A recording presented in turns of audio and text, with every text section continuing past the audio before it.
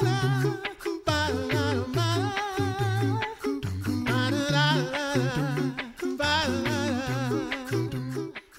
listening to The Coffee Hour. I'm Andy Bates. I'm Sarah Gulseth.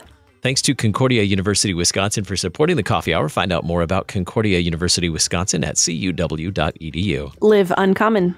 Joining us today, the Reverend Michael Meyer. He's manager for training in the LCMS World Relief and Human Care Disaster Response. Pastor Meyer, thanks for joining us today. Yeah, thanks for having me.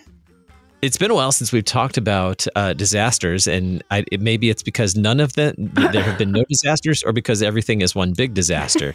I'm not sure which way to look at it, but it's been a while since we've had a chance to talk about disasters, and I imagine there are many disasters probably that have been overlooked because of the overarching crisis of the pandemic. What disasters have occurred in the past 6 months to a year that maybe have been overlooked because of the pandemic? Yeah, that's a really good question. I'm not so sure that many of them have been completely overlooked, right? Sure. But certainly did not receive the attention that they would have in a normal year. Last year, a few disasters kind of come to my mind. We had a big derecho come through eastern Illinois last summer. And for the listeners who don't know what a derecho is, it's really significant and super strong straight line winds that are that come with big thunderstorms. Sometimes there's tornadoes that come out of it, but the effect of it is really like an inland hurricane. So you have 120 mile an hour winds that just blow through entire areas, and this hit eastern Iowa, particularly the Cedar Rapids area, and a little bit south and west of Cedar Rapids was hit very, very hard, and it destroyed millions of acres of cornfields. And of course, where there weren't cornfields, there were homes that were impacted. Some lost their roofs. The biggest impact, though, that we ended up responding to were downed trees, so just thousands and thousands of trees across eastern Iowa, which were blown over because of this wind. So we had chainsaw teams, not as many as we would in a normal year, but we did activate some of our chainsaw groups to respond through the district there and through the local congregations. That's kind of one of the bigger ones that happened over the summer. And then as we go into the late summer, early fall, we had a series of hurricanes, named storms that hit the Gulf Coast area, particularly Louisiana. We had Hurricane Laura that hit at the end of August, and then only 2 weeks later, Hurricane Sally hit about 150 miles away. And then there was a third hurricane that took almost the same track as Hurricane Laura into the Lake Charles area of western Louisiana and the Golden Triangle area of Texas along the Gulf Coast, right where those two states kind of come together. And we had we set up volunteer camps in Lake Charles, Louisiana, and there were a large, well, not a large number of, but a good number of Texans came to respond there, but then they also were camping out and helping in the Beaumont, Port Arthur area of Texas. So those are the big ones that came to mind as we were thinking through some of these. They received some attention, but when just the last year, as everybody knows, COVID has taken over the headlines. Not to mention we had going into the August, September, and October timeframes. There was a lot of news about the political directions of the country as well that kind of overshadowed many of these disasters. And thankfully we were able to still respond in a salutary way, giving grants to local congregations for some local volunteer coordination, for the providing of equipment and personal protective equipment for volunteers to use, and for churches that were damaged along the Gulf Coast, some 20 to 30 LCMS churches that took relatively significant damage. And we were able to give several $100,000 to these churches to help them repair from the damages. So a lot of things there that didn't catch a lot of people's eyes. But because the LCMS has been so incredibly generous with disaster response the last several years, we were able to respond and be proactive, even though it was kind of on the sidelines. So we didn't go out and ask a whole bunch of people for more money, because we knew that so many other things were going on. So many people had other things that they were dealing with because of unemployment and all those other things that were happening because of COVID. But we were still able to mount a significant response, and I think that says something to the generosity of our members in the LCMS to help make that possible. Yeah, absolutely. Thanks be to God you were still able to do all of those things. You're talking through these disasters, and I forgot that those happened. But yeah, that those things were in the news at least for a little bit last year, and especially in my Facebook feed of friends and pastors that were affected by all of that. What are the needs of the people who were affected or who are affected by disasters like this? Well, I mean, a lot of the needs, when you're talking about wind events like a derecho or a hurricane, a lot of times the need is debris removal and chainsaw work as they're cleaning up trees. A lot of storm chasers come in, and by storm chasers here, I'm talking about maybe some unscrupulous contractors who come in and want to charge families and widows just exorbitant rates. And now, don't get me wrong, I don't think all contractors do that. I think there's a lot of them out there that faithfully fulfill their responsibilities, and they're doing a good service, and they do it for reasonable amounts and don't take advantage of people in the situation. But there are some out there, a few bad apples that take advantage of people and use this as a time to say, well, I'm going to charge 3 or 4 or even 10 times the normal rate to remove a tree. So we've had families get quotes for tree removals, a single tree, and that's already on the ground, and just to remove the debris, that a company wants to charge them $10,000. Well, we have volunteers that can come in and they'll do it for free, safely, because they're trained and they're experienced, and they want to give of their time to do this, not to pat themselves on the back, but point people towards the local congregation where they can receive the forgiveness of sins. Because, well, it's nice to be able to help somebody in their body, but if we can help them in their souls at the same time, that's the real reason for getting out there and doing that. So that's a big part of it. A lot of individuals were having and churches were struggling with insurance deductibles because with the named storm, particularly on the Gulf Coast, it's very difficult to find reasonably priced insurance. Some insurance providers don't cover hurricanes. You have to have a special rider in order to cover that. And when you do get it, after you pay the significant premiums for that, they'll only cover after the deductible is different. That's why I'm trying to find the best way to put it. So some homeowners and churches might have a $30,000 or $70,000 deductible that they have to meet before insurance kicks in and pays for anything, and that can be a significant hit on a congregation. So we were able to step in and help some church workers and some congregations bridge the gap for some of those financial needs.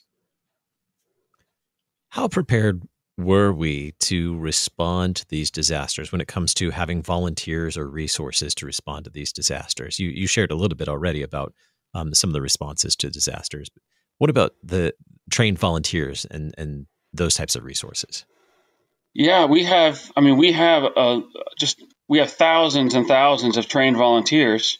But as you know, last fall and in the middle of the summer, the country, there was a lot of states in almost total lockdown, where it was people were being discouraged to do any kind of travel, and so believe it or not, we don't have a lot of Lutherans in the Baptist-heavy states of Louisiana, Alabama, and Mississippi, in that area. We have strong, faithful congregations there, but they're just very much spread out.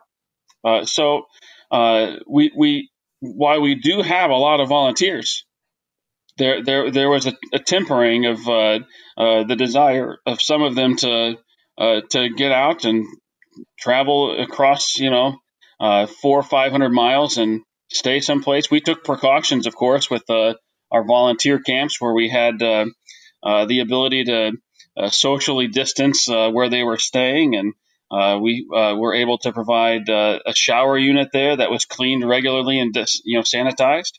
But it did impact some people's desire to get out and help. And frankly, I mean, that was a time when just about everybody in the country wasn't sure yet how significant COVID was going to be and how severe it might be, or the impact on me and my family and what that's going to mean. So there was a lot of that, and that's understandable.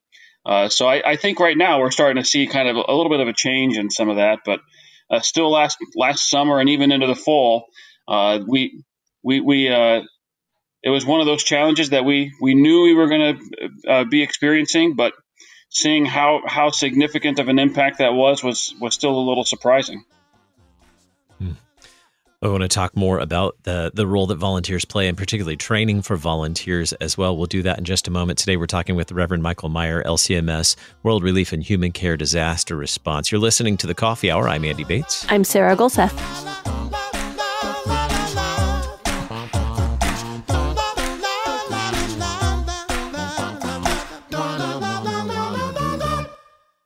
You're a miracle. You know that, right?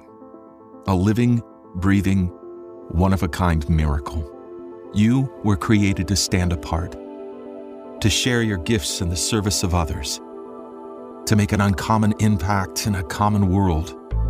And at Concordia University, it's our mission to help you do that, to live uncommon. To learn more about Concordia, go to cuw.edu.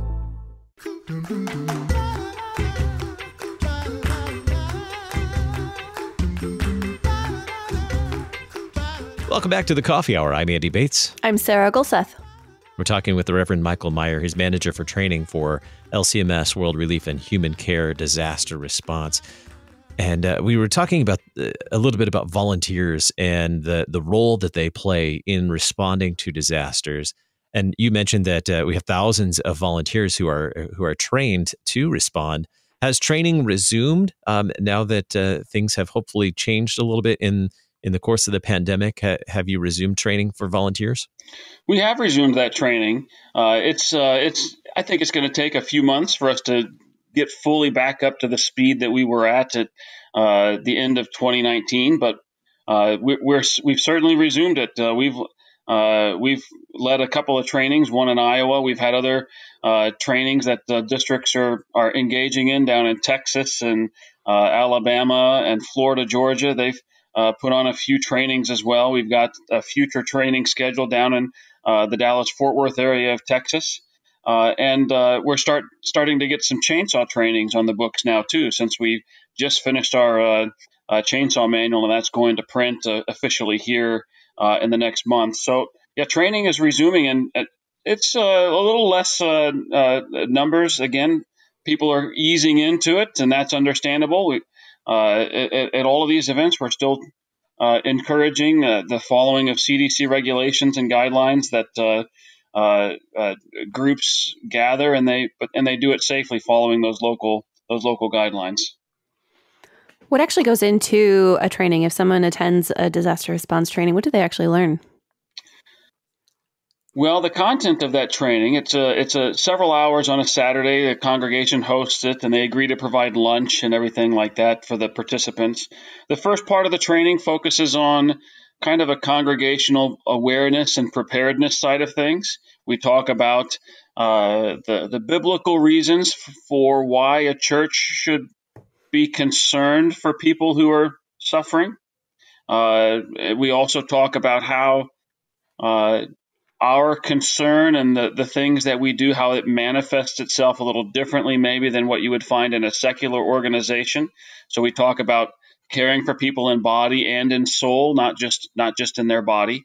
And then we talk about how congregations can engage locally in their own communities if something were to happen, and also, frankly, how to engage in their own community on a regular basis, period, even when there's not a disaster going on, because we don't want our volunteers and our people to think, well, we're just going to wait around for a disaster that may or may not happen in the future. Well, no, our neighbors, I mean, they're in need now.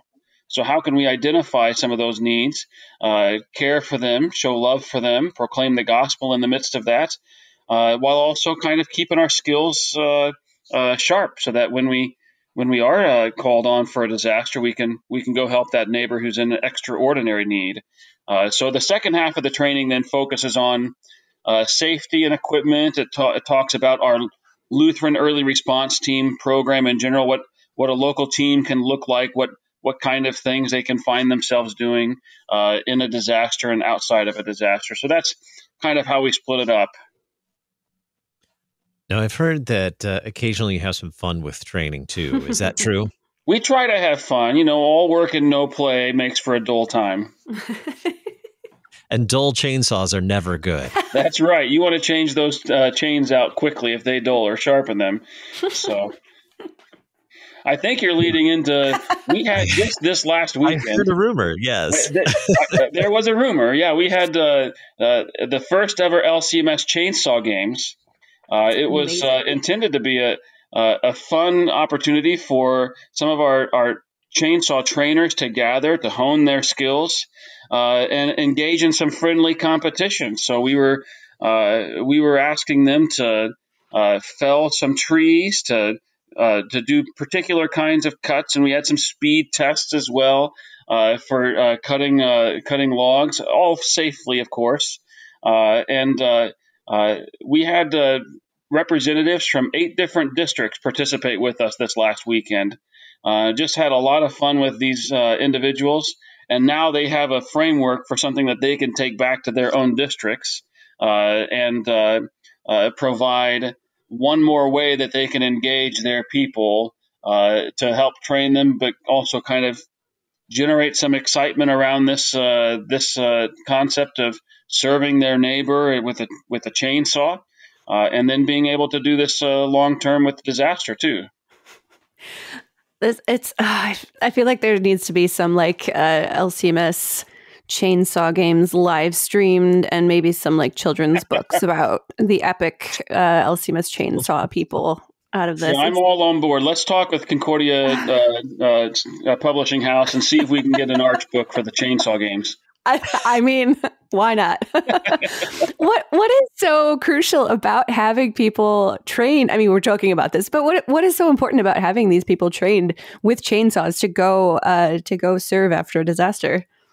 Well, first, I mean, we're able to, in the name of Christ, serve our neighbor and help them save literally tens of thousands of dollars. And homeowners, they ask our volunteers, why are you doing this? You're not getting anything out of this. Why are you doing this? And it gives them an opportunity to simply confess the love that Christ has shown them and how it overflows now to the neighbor, right? And so this love then drives them to serve their neighbor. And so there's all these opportunities to confess that to people in need. And look, we're not asking you to come to church. This is not contingent upon you putting an offering in an envelope in the offering plate, but this is simply our love for you, because we know and see that you are hurting, and we are motivated now to help you and help alleviate that suffering. So that's part of it on the need for the chainsaw work. But then at the other end, the importance of the training side. I mean, the chainsaw can be a very dangerous tool. So we want to make sure that our people are using it safely and not putting themselves or homeowners in harm's way or at risk of damaging property further than it already is. So the importance of doing that safely is so incredibly important. And it's kind of like if riding a bike, or you kind of remember how to do it, but if you don't exercise these skills, they do dull. They do you can lose it to a certain extent. And so being able to regularly, a couple of times a year, get out and exercise those, it keeps those muscles fresh. How can volunteers and potential volunteers stay informed about the training and serving opportunities through the LCMS? Well, they can always check our website. They can follow us on Facebook, LCMS Disaster Response. But just recently, in the last month, we've unrolled a new software program for managing our volunteers and scheduling our training and our deployments, so our responses. So anyone can go to LCMS-LERT, that's LERT.org, LCMS-LERT.org, and right there on that main page, you can click on a volunteer button, and you can see a map with push pins of all the places that we have trainings and responses, deployments scheduled. Right now, we're just kind of populating, we're building the system. There's about 8 or 9 districts that are fully live in this. You can sign into the site, and you can see access, and you can sign up for all of these events if you want. You can see where other people have signed up. You can get automatic notifications from your district that a new training, for example, has been scheduled. It'll send you an email and ask you if you'd like to join with that and participate. So that's a good place. We have a blog post on there as well that you can read through some of our most recent blog posts that talk about some updates, maybe on the chainsaw games or a particular response or the importance of gift cards, those kind of things. So we're starting to use that site to kind of gather all of our volunteers, give them a clearinghouse, so to speak, for being able to find this information and then also engage with that information. Where are there needs today for volunteers or for response, for help with disaster response? Well, about a month and a half ago, there was a series of storms that went through central Alabama, just east and northeast of Birmingham, and then also west of Birmingham as well, near the Tuscaloosa area. So we have an active response to those tornadoes down there. If you're interested, we have information on our LCMS-LERT.org site. You could also contact us, and we could get you information on how to engage and help out with that. So that's really our only current active response, and that one's kind of winding down too. And thanks be to God that at least so far we haven't gotten into the meat of tornado season, and we're praying that we don't have to use that software too much for the response side of things here in the next couple of months. It sounds like disaster response has certainly been still very active and busy as much as possible in the past year, in spite of all the other things that have been going on with the pandemic. Absolutely. And I know that these disasters, as well as the pandemic itself, has really taken a toll on pastors. How does mercy work include caring for our pastors? Well, as you know, pastors are sent to care for the flock, the sheep of God. And yet when pastors are struggling for one reason or another because of stress or something that's going on, and particularly the last year, we think about COVID and all the stressors that brought on for men in the office of the Holy Ministry as they deal with congregations who are kind of split, where some are convinced that they'll never go back to church if the church requires masks. Others in the same congregation will never go back to church if the church does not require masks, right? And pastors here are sent to care for both of these groups within the congregation and deal with the fallout relationally. And so the stressors of that really can bear down and burden an individual.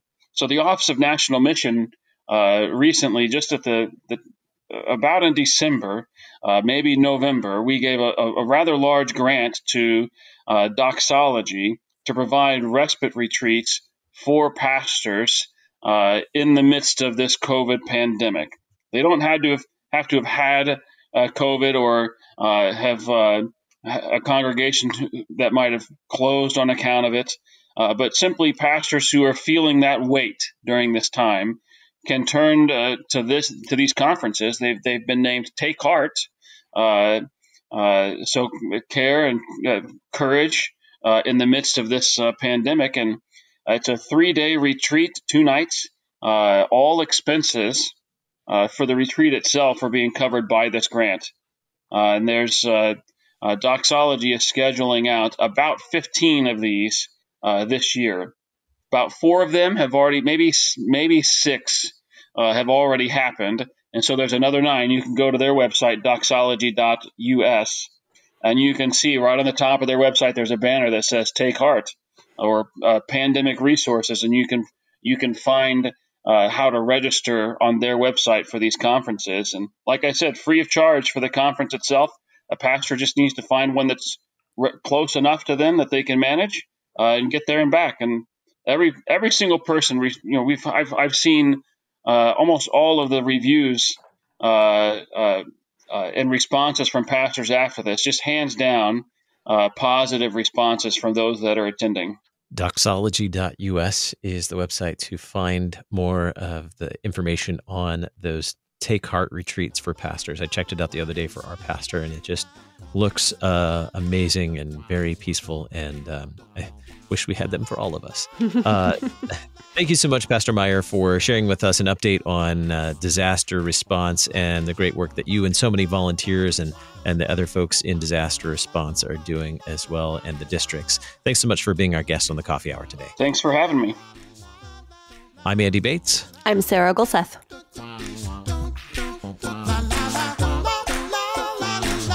The Coffee Hour with Andy and Sarah is a production of KFUO. To support the Coffee Hour and KFUO Radio, visit KFUO.org. You can also text KFUO to 41444 or send an email to gifts@KFUO.org. And you can call us at 800-844-0524. KFUO. Christ for you, anytime, anywhere.